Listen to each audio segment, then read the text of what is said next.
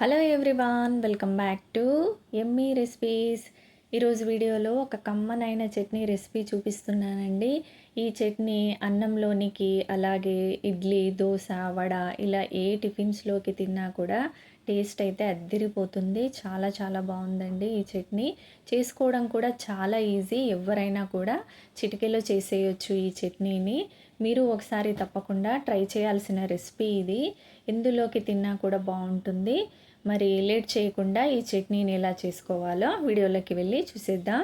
ఇక్కడ నేను ఈ చట్నీ కోసం ఇక్కడ ఒక 20 దాకా ఎండుమిర్చి తీసుకున్నాను. ఈ ఎండుమిర్చిని 2 ముక్కలుగా తుంచుకొని ఇందులో ఉన్న విత్తనాలన్నింటినీ తీసేసుకోవాలి. అక్కడక్కడ ఒక్కొక్కటి ఉంటే పర్లేదు. ఇలా వీలైనంత వరకు విత్తనాలన్నింటినీ తీసేసుకొని ఈ ఎండుమిర్చిని మాత్రం ఒక బౌల్లోకి వేసుకోవాలి. ఇందులోకి పెరుగు తీసుకొని కాస్త చిక్కటి మజ్జిగలాగా ఇలా బీట్ చేసుకోవాలి. ఇలా మజ్జిగలాగా చేసుకొని ఈ ఎండుమిర్చి మునిగేంత వరకు కూడా ఈ మజ్జిగని ఈ ఎండుమిర్చిలో పోసేసుకోవాలి.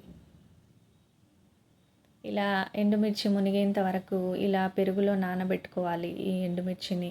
తర్వాత మూత పెట్టుకొని ఒక గంట సేపు ఇలాగే నాననివ్వాలి. గంటకు పైన కూడా నానబెట్టినా కూడా ఇంకా చాలా మెత్తబడతాయి ఎండుమిర్చి. అలాగైనా కూడా ఉంచుకోవచ్చు. నేను ఇక్కడ 1 అవర్ దాకా నానబెట్టాను. ఇప్పుడు ఓన్లీ ఎండుమిర్చిని మాత్రం మిక్సీ జార్లోకి వేసుకొని అందులోకి కొద్దిగా ఒక 2-3 స్పూన్స్ ఆ మజ్జిగని వేసుకోవాలి. అలాగే ఇందులోకి ఒక 10 దాకా వెల్లుల్లి, 1 స్పూను వేయించిన ధనియాలు, జీలకర్ర, అలాగే తగినంత సాల్ట్ వేసుకొని ఇలా మెత్తని పేస్ట్లా గ్రైండ్ చేసుకోవాలి. ఇప్పుడు వేరొక ప్యాన్లోకి 2 టేబుల్ స్పూన్ల ఆయిల్ వేసుకోవాలి. ఈ పచ్చడికి కొంచెం ఆయిల్ ఎక్కువ ఉంటేనే బాగుంటుంది, పచ్చడి కూడా పాడవకుండా ఉంటుంది. అలాగే ఇందులోకి జీలకర్ర, ఆవాలు, వెల్లుల్లి, ఎండుమిర్చి, కరివేపాకు వేసుకొని వేయించుకోవాలి.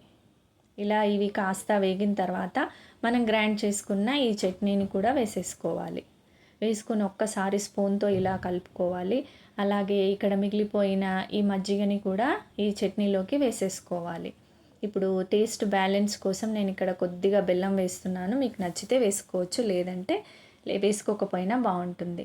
వేసుకొని ఫ్లేమ్ని సిమ్లో ఉంచుకొని ఈ చట్నీ కలుపుతూ ఆయిల్ అంతా పైకి తేలి ఈ చట్నీ దగ్గర పడేంత వరకు ఇలా ఉడికించుకోవాలి. ఇలా కుక్ చేసుకున్న తర్వాత ఇక్కడ చూస్తున్న విధంగా ఈ చట్నీ గ్రేవీ ఇలా దగ్గర పడిన తర్వాత స్టవ్ ఆఫ్ చేసేసుకున్నామంటే చాలా టేస్టీ అయిన చట్నీ రెడీ అండి. ఈ చట్నీ వేడి వేడి అన్నంలోనికి నెయ్యి వేసుకొని తిన్నామంటే ఆహా, టేస్ట్ అయితే చాలా బాగుందండి. మీరు ఒకసారి తప్పకుండా ట్రై చేయండి.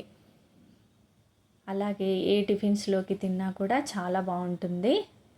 ఒకసారి ట్రై చేసి ఎలా వచ్చిందో మరి కామెంట్ చేయండి. అలాగే వీడియో కనుక నచ్చినట్టయితే ప్లీజ్ లైక్ చేయండి, షేర్ చేయండి, సబ్స్క్రైబ్ చేసుకోండి. Thank you for watching.